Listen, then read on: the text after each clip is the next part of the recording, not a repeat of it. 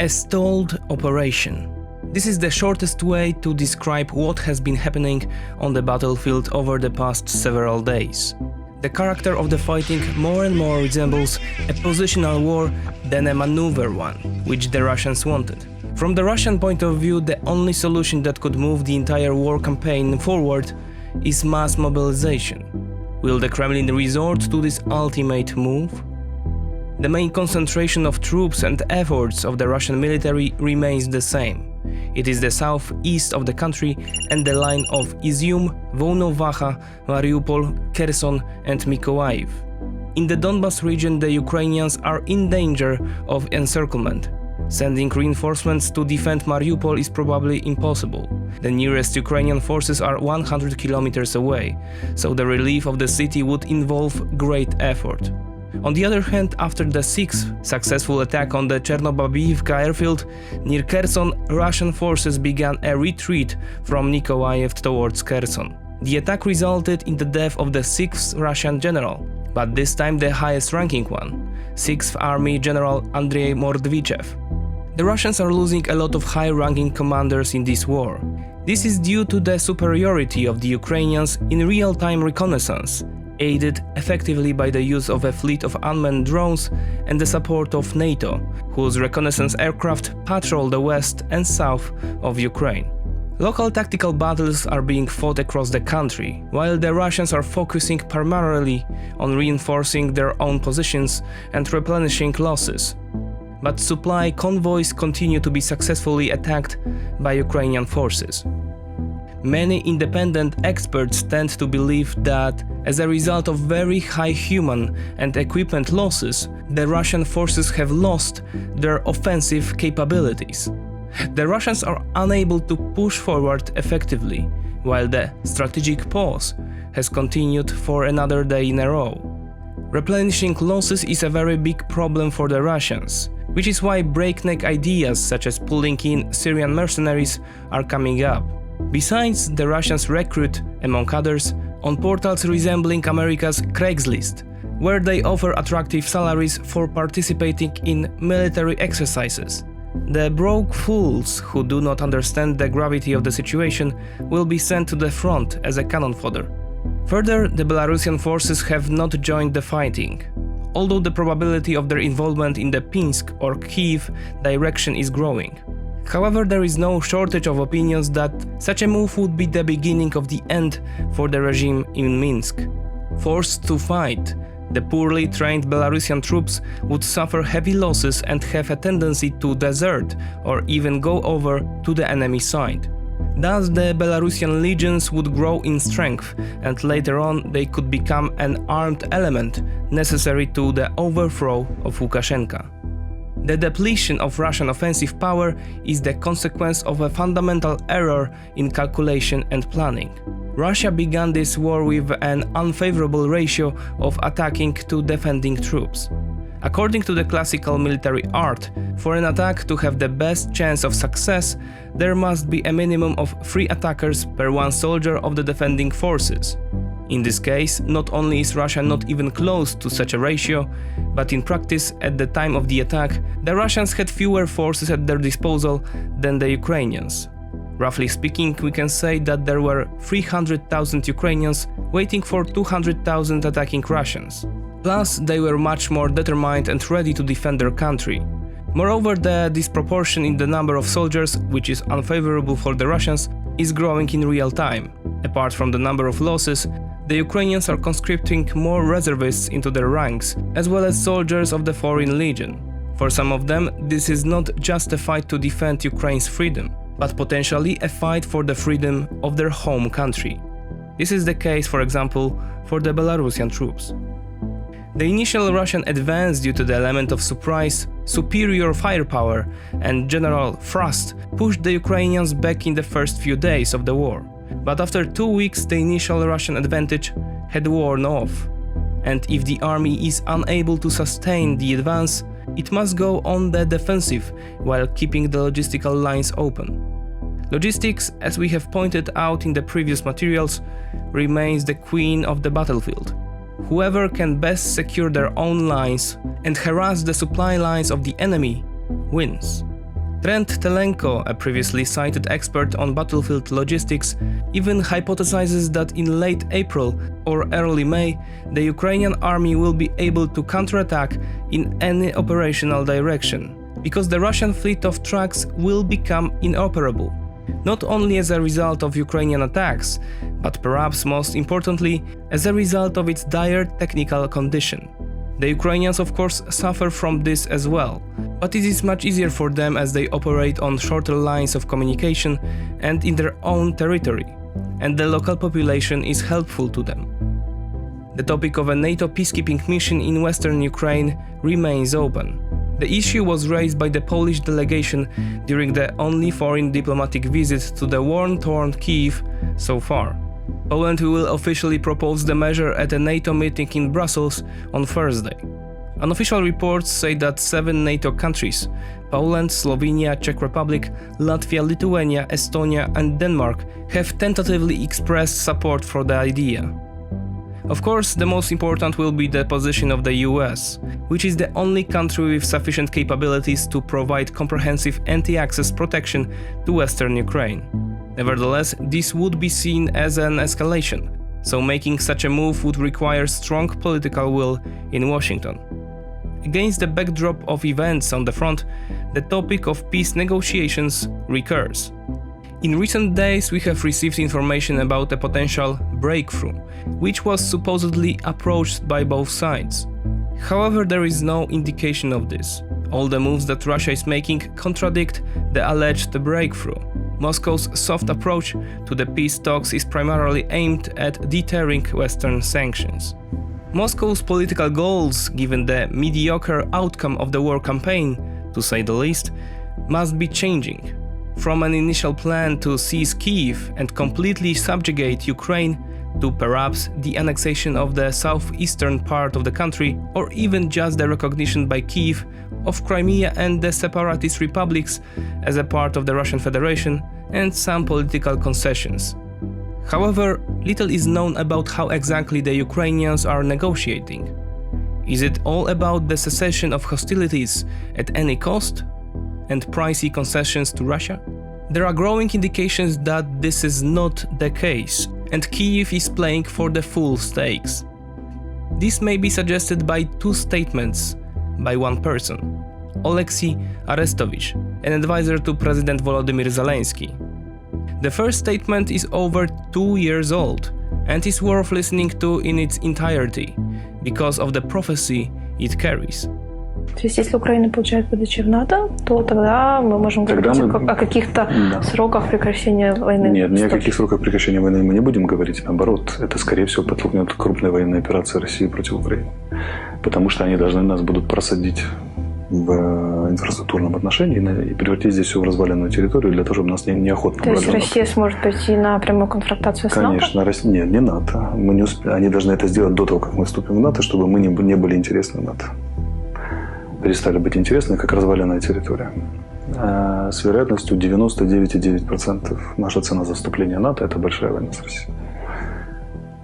А если мы не вступим в НАТО, это поглощение России в течение 10-12 лет. Вот и вся вилка, в которой мы находимся. А теперь давайте выбирайте Зеленского. Подождите, теперь если поставить чашу на весах, а что лучше в таком случае? Конечно, крупная война с Россией и переход в НАТО по результатам победы над Россией.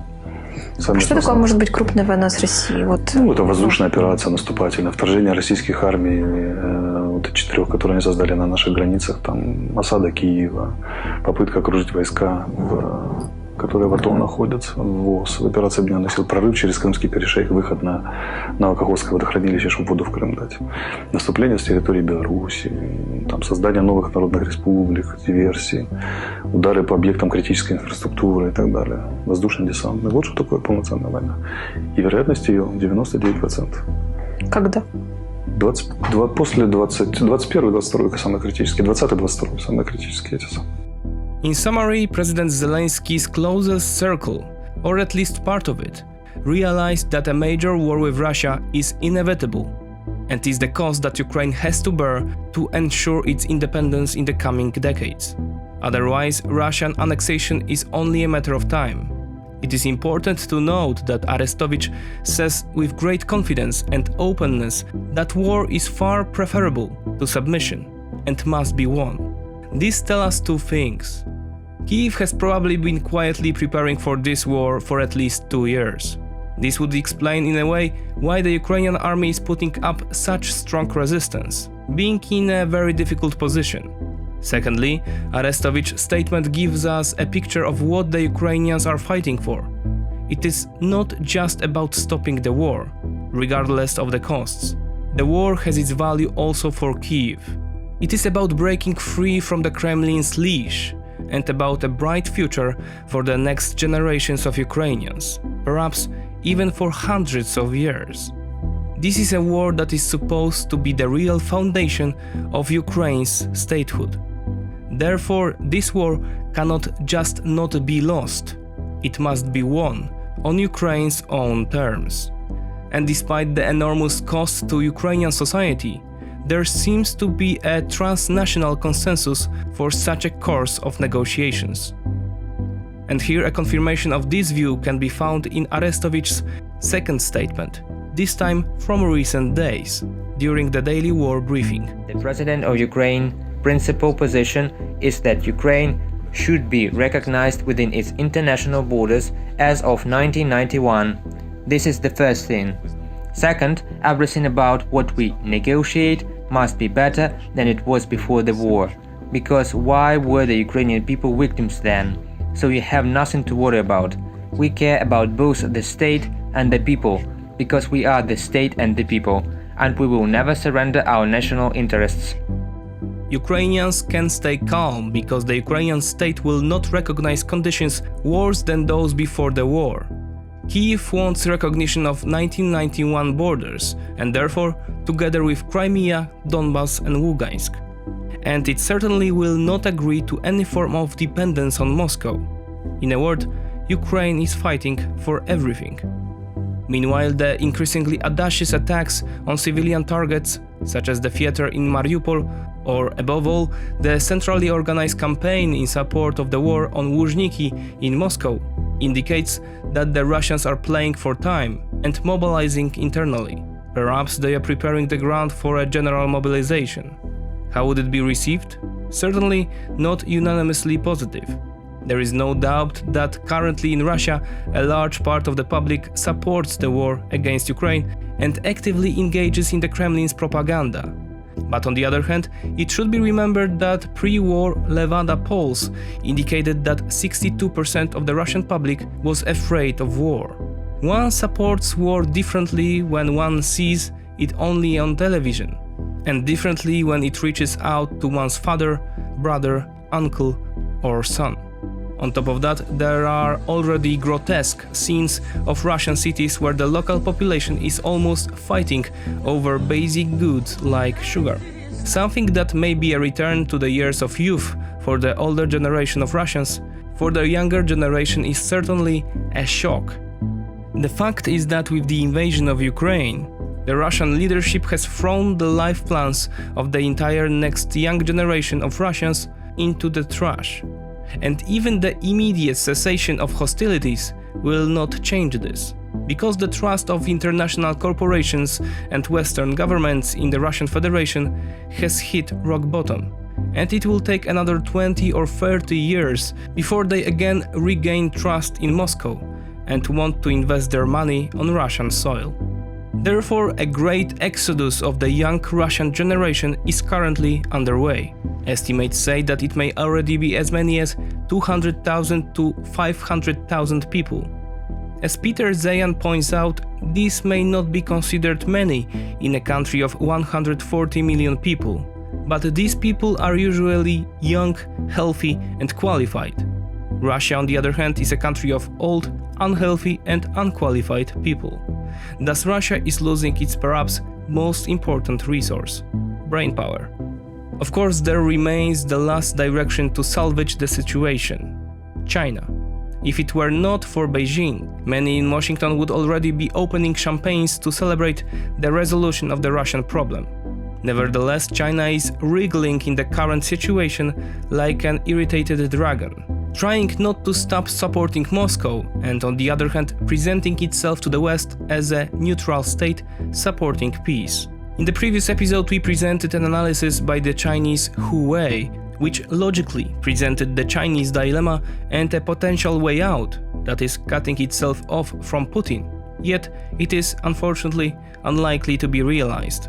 China is closer to the view published on Weibo by Chinese retired opinion leader Hu Xixin, as presented on Twitter by Hang Yang, who also translated Hu's text. Firstly, China and Russia share a perspective on Taiwan, Xinjiang, Tibet, and Hong Kong. Expanding on this theme, here is our insertion, we can say that they also share ideological issues of governance, thus authoritarian rule without a sentiment for a single individual. As Hu goes on to write, China is the main competitor to the US, not Russia, and the war with Russia gives China time to catch its breath after the brutal trade war initiated by Trump. As the US sorts out Russia, it will return to a fierce rivalry with China. Two powers opposing US hegemony are better than one. Here is our comment.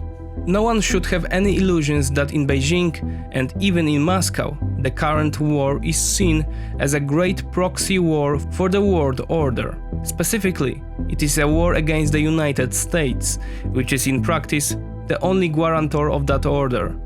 Even Lavrov himself said this, quote, "This is not about Ukraine at all, but the world order. The current crisis is a fateful, epoch-making moment in modern history.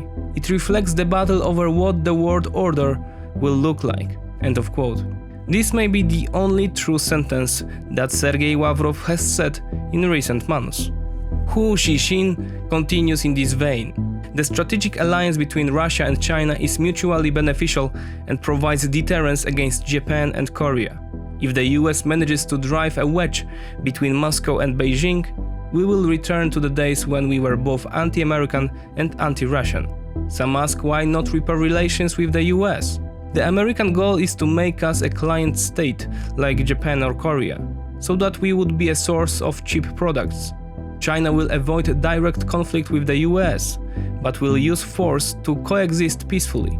Russia is the most important partner to achieve this, so we cannot abandon Putin during this war.